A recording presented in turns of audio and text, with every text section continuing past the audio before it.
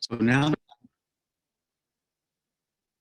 hello everyone, and thank you for joining us for our Advocacy 101 session. Excited to be here with Colette and Elliot as they help us learn about today's policy updates. So with that, I am going to kick it over first to Colette, who will kick off this session for us. And so I'm going to stop sharing now. Colette, I'll turn it over to you, and then we'll pinpoint you, then we'll pin you so everyone can see. Well, good morning, everyone, and thank you very much for having me. That was a nice introduction to my brief remarks from Commissioner Garcia from the Water Reclamation District of Greater Chicago. We are currently, our firm, in conjunction with Sandy Yano and Associates, who I also see up there on the screen, are conducting the disparity study for the district. And as part of that study, we have been soliciting input and experiences from construction and construction-related services firms that are LGBT owned. Quick, just a couple seconds about why the district is conducting this research. As many of you probably know, the federal courts are very hostile and look with quite a skeptical lens on any race and gender-based affirmative action programs. And they require agencies like the district to engage in a regular review to ensure that they still have a strong evidentiary basis that race and gender discrimination continue to impact opportunities for firms to do business with the district, and that the program that they implement remains narrowly tailored and administratively successful. So as part of that, our construction and construction-related services study has been gathering anecdotal information from a diverse group of businesses about their experiences both in the marketplace for construction contracts, as well as if they have attempted to do business with the district, either as a prime contractor or a subcontractor, or throughout their business experiences in the Chicagoland area. We expect to be done by the fall. And so at that point, we will provide a written report to the district along with recommendations for any program enhancements. So we certainly urge you to contact us. We're taking written testimony, written submissions. We'd love to hear from you. I believe Sandy has put the study email up in the chat feature. You can also find us on the web if you type in Water and Reclamation District of Greater Chicago Disparity Study. The site should pop back up. You can also contact me directly if you like, but we do have the dedicated study email, and people check that frequently. So we would love to hear from you if you're in the construction industry about your experiences with discrimination or any other barriers that you face to doing business either with the district or in the overall Chicagoland area. So with that, because I know your time is tight, you have a very packed schedule, and congratulations on what looks like a wonderful day with a lot of information from great speakers. So with that, I'll turn it over to Elliot. So Elliot, thank you again for joining us. I'll come back to some questions to you in a moment, Colette. I know Elliot is joining us by phone. So Colette, if you don't mind, we're trying to keep you pinned. So just keep looking very engaged. And Oh, I'm engaged. Yeah. I know. So we just have you spotlighted still for the moment. Okay. So Elliot, again, thank you so much for joining us. We'll turn it over to you, and then I'll drop those press release links that you sent over in the chat section for folks as well. Awesome. Can you hear me, Jeremy? Yes, hear you well. Thank you. All right, wonderful. My apologies for not being there on Zoom. I am on a Clark Griswold family road trip. So thank you all for bearing with me. So I'm very excited about having the opportunity to speak with all of you at the LGBTQ Chamber. I sent Jeremy this morning a long list of different advocacy initiatives that we're working on. I don't know that I'll get through all of them, and I want to save some time for questions and answers, but I'll give you an introduction, and there's certainly a lot going on with the city of Chicago. If folks on the Zoom followed the Shy Biz Strong series of ordinances that were filed yesterday, they certainly have significant ramifications for the small business community, and some of that we've been engaged in, and some of that we are assessing right now. So I'll go into that. My name is Elliot Richardson. I am the president and co-founder of the Small Business Advocacy Council. The chamber that you're on with right now is fantastic.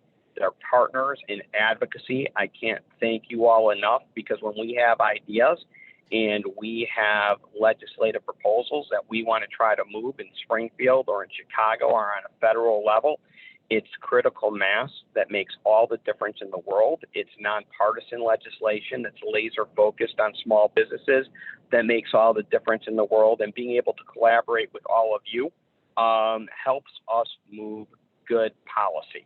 So thank you for that. What I'd like to do is talk a little bit about what we have going on a state level, and then shift into the city. And if we have some time, I can talk about an initiative on the federal level as well. But there are 5 days left in Springfield or so until the close of session. And the SBAC and our partners have been advocating for several different initiatives. We understand that we have a good chance at moving the first one. It doesn't mean it will move, but it is what we call big legislation for small businesses. It's a play on the big grants. And essentially, what we're looking to do is to allocate 25% of the federal relief that's coming into the state of Illinois for businesses with 50 or less employees. And with our partners, we have created what we believe is an improved process for getting that money out to small businesses, to more small businesses. In the first round of business interruption grants, we understand folks at the Department of Commerce and Economic Opportunity and the governor's office worked hard, but 40,000 businesses applied, and approximately 9,000 businesses got those grants. So if I could see you, I'd ask whether anybody applied and didn't get the grant or did get the grant. But we know that there are a lot of struggling small businesses right now that really need a shot in the arm so that they can go get, bring back employees, purchase inventory, pay their rent. And that's one of the things we've been fighting for in Springfield, and we are hoping that comes out of the Senate. The second thing we're working on is a tax credit to retrain and hire folks who lost their businesses or their jobs because of COVID in good paying jobs in light manufacturing, in technology, and in different fields. So this is taking people who might have lost their jobs in hospitality or gig workers who aren't necessarily interested in going back into those fields and retraining them in a different career, in a different profession, and getting those folks back to work. So that's another thing. It would be a $5,000 tax credit for businesses with 500 or less employees. I'm sorry, a $2,500 tax credit and a $5,000 tax credit for businesses with under 100 employees. Frankly, that's a little bit bigger than we normally go in terms of our legislation, but our goal is to get people back to work. We've been fighting for occupational licensing. There's over 400 occupational licenses in the state of Illinois. And many times they are developed and implemented without enough input by groups that sort of, get a lobbyist, they get those things passed.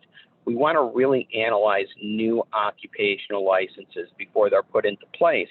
And we also want to improve portability. So a barber from Iowa that comes to Illinois doesn't have to do 1,500 hours of education and spend a ton of money to be able to cut hair at a chair, at a barber shop, or open up a business.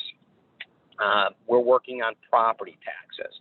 So we've been fighting for local school district consolidation and government consolidation that has bipartisan support. We're going to be working on that over the summer. The goal is to stabilize property taxes. We hear about out-migration out of the state of Illinois. It's real. It's not just anecdotal. And we want to make sure that businesses and people stay in the state. We formed a task force with legislators from both sides of the aisle. And I think it's awesome that you guys are going to hear about advocating for businesses when we're done. Because, bringing people together and looking for bipartisan solutions is extremely important. And that's what we've done. And, and right now in Springfield, there are some very interesting collaborations amongst Democrats and Republicans, and property taxes should really be a big part of that. So that's our state legislative agenda right now. And certainly, this will impact your businesses. And we'll talk a little bit about state contracting as well at the very end, because I've heard from Jeremy and some other folks about whether or not we can look at a set aside for the LGBTQ community here in Illinois. And, that's certainly something we would be glad to discuss and explore in the future. And I believe that would be a state issue. On the city side, the SBAC and our partners have been trying to cut red tape, eliminate the need for simple sign permits to get every single alderman in the city council to approve one particular permit via ordinance. We'd like to see the legalization of sidewalk signs so businesses can bring back their customers and, in an inexpensive way, be able to draw customers old and new into their establishments. Both those initiatives were both included in the Shy Biz Strong package of ordinance that were filed by the mayor's office yesterday. Now, there was a lot of other stuff in there, and I'd be glad to answer questions to the extent that I've been able to review it all and absorb it all as well. So there were, while we're strongly supporting that, and we're strongly supporting, the fact that the city wants to allow people to get on a payment plan if they owe the city money, the fact that they're looking to give out grants to small businesses, there's some things right now that are very controversial. There's going to be a lot of dialogue and negotiation that's going to need to be done if they move forward. So you've probably heard about the fact that they're looking to end liquor sales in grocery stores and in liquor stores at 10 o'clock. That's part of this. That's been a big topic over the past day in the media.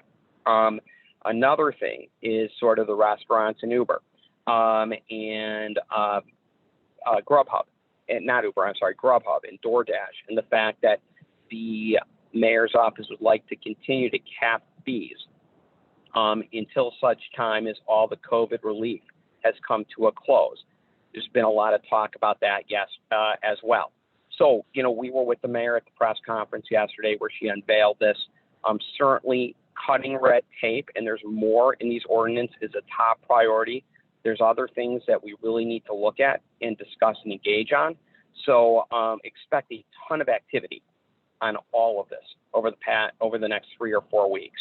And any questions that we can answer about how these ordinances will impact small and local businesses, you can feel free to fire away. We're happy to do that. And I think there's a lot of negotiations that are going to have to take place before we see something come into play. But anybody who wants to support the efforts to cut red tape so businesses can recover and get back on their feet, that's a top priority. And then finally, on a federal level, we are looking to try to help commercial property owners, small commercial property owners who really haven't seen a lot of relief at all through any of the programs that are out there, make it through this very difficult time where people are downsizing their space, where people are frankly unable to pay rent because of what happened during the pandemic. And we've got a proposal on the federal level using some money in what's called the Main Street program that the Treasury's got to backstop loans for struggling commercial property owners. So, Jeremy, I just talked about a lot of different things. And if there's questions, I would be glad to answer them. But to get engaged in our advocacy efforts, you can talk to Jeremy. The Chamber's always got our back. We're always working together, or you could reach out to us as well. Perfect, Elliot. Thank you so much for that great overview. Again, folks, if you have any questions, do drop those in the chat section, or you can use the Zoom raise hand function, and I'll be happy to call your name so that you can unmute yourself and ask your question. One thing that I really loved about those updates, Elliot, and really what I love about the SBAC is that really a lot of the initiative are very small business focused. And so many things that you touched on, I think are going to be so helpful to our small businesses as we continue to rebound out of this, out of COVID. One thing that Elliot did not mention, which is a personal thing that I'm thinking about. I saw that on June 2nd, they're likely going to end to-go cocktails from our favorite bars and restaurants. So if you've got some thoughts about that, be sure to reach out to your elected folks there as well. A couple of things that you talked about, Elliot, I thought were really valuable. Of course, really in talking about making it easier for people to open up a business, that license transfer, those sidewalk signs, I think are things that are very important, especially again, knowing how businesses have been struggling over this past year. And even as we continue to look forward into 2021 and likely the beginning of next year as well. Again, I encourage all of you to reach out to Elliot. If you have any questions, you can reach out to me and I can connect you to Elliot. Definitely get on board with supporting these opportunities. And again, in our next session, we'll get some tips on how to reach out to our elected officials and what types of messaging to use in those conversations. Colette, for the information that you provided a little bit earlier, I know you mentioned that folks have the ability to send in some notes or letters of support or thoughts about their experiences working with MWRD. Can you maybe share like what more examples of like what you'd be looking for in those letters or notes? Like what would be moving or valuable information for you to have? Right. Thank you. That's a good clarification. The more specific people can be about their experiences as business owners, where they have been impacted or felt that they were denied opportunities or treated unfairly or treated differently from other business owners because they are LGBT owned, is actually very helpful. The overall disparity study standard really is specific, identifiable barriers and discriminatory experiences. So we're always happy to get a comment that says, great, that's wonderful, you're doing this. But from the standpoint of the disparity study, what we really need is people to talk about their actual experiences and ways in which they have been impacted by their status as LGBT-owned firms. Also just want to reiterate that this disparity study is limited to construction and construction-related services. That's the scope of what we were engaged to do. So if you are in the engineering field or you're a surveyor or something, that's construction related. And of course, if you are actually a construction company, then we would really love to hear from you. So we ask people things like, do you feel that you are subject to biased perceptions? Do you believe there is a stigma attached to being a certified firm? Do you have equal access to capital, surety bonding? Do you feel that you are part of your industry networks, or do you feel excluded in some way? Have you ever experienced actual harassment, either on a job site, a construction job site, or in seeking work or other professional opportunities? And then just in general, the district is very interested in what it can do to assist all small businesses, regardless of their ownership. So if you've tried to do business with the district and you found that either their systems are very antiquated or that the experience requirements are too high or that the insurance requirements aren't reasonable, all those kinds of specific ideas are certainly very welcome for what MWRD can do to reduce barriers to all firms' ability to compete for its prime contracts and subcontracts. Thank you so much, Colette. And one thing I think, and again, I think it was so valuable to hear you say that. I think, when we talk about, and one of the reasons that today was so important was, I think for me, when we talk about our LGBTQ community, when we think about what our elected officials are thinking about as relates to the LGBTQ community, so often entrepreneurship, business impact, business challenges for the LGBTQ community, those types of conversations typically do not come to mind. When it comes to our community, it's typically conversations around health and social justice and access to other types of services. And so I think it's so very valuable and important when we do have people and business owners who can talk about our impact as a community, but then also be able to talk about those challenges and those biases that we've seen. Because as you know, I've heard Sandy and Colette say, is that there is those stories that really help our elected officials really understand the true impact of what these decisions have on our community. So again, whether you are in construction and it can respond to this opportunity, or you are a business owner in another industry and still have those stories, those will be so valuable for us to even know as an organization, because we can add those sort of to our chest of tools as we go out to have conversations on our community's behalf. And so definitely feel free to share those stories with us as the chamber, because again, they are helpful. And again, please do share those impactful statements with Colette and her team as well. So I do want to make sure that if anyone here has any questions, again, now is the time to do them. So I guess I would just give a final question for you, Colette. So at this point, I know you said a report, I think, is planned for the fall. Are there other opportunities to engage in the study beyond the sending in statements, or is that where you are in the journey at this point? That really is where we are in the process. But when the report is finished, certainly my expectation is that the agency will want us to make a public presentation of the study findings and the recommendations. I can't promise that. I mean, you know, it's their decision, but certainly that's my expectation. And this is our second disparity study for the district, so I think that's certainly what everybody thinks is going to happen. And so we would certainly encourage people to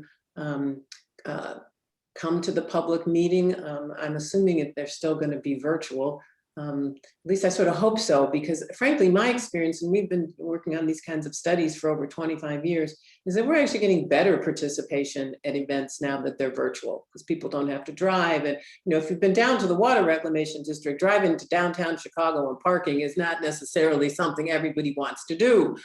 So we got really good participation doing these virtually. So that's my hope, is that the district will continue that. But please do weigh in, and I'm sure the commissioners would be very interested to hear from your members and the folks that are attending this convening today about your thoughts about how the district might move forward, especially about any of the specific recommendations that we're going to make. So please do participate at that point as well.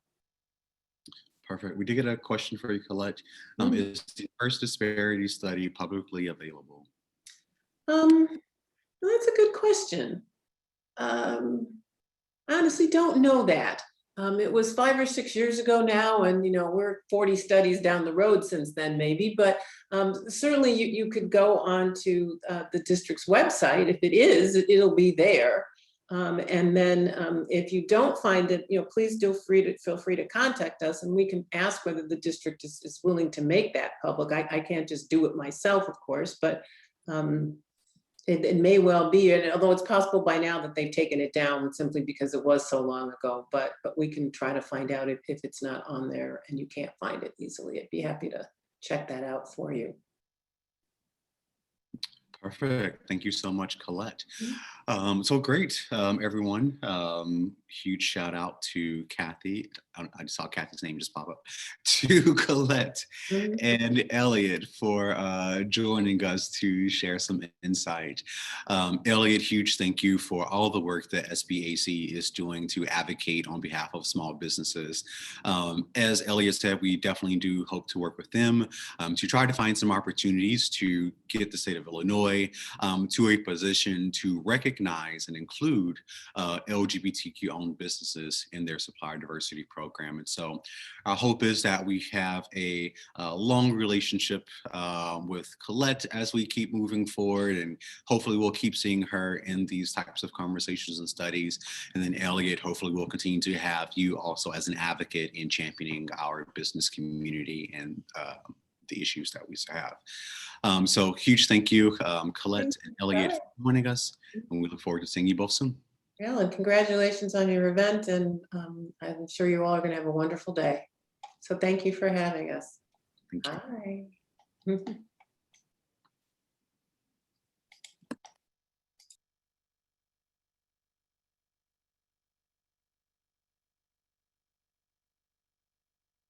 Okay, perfect. Okay, so we're gonna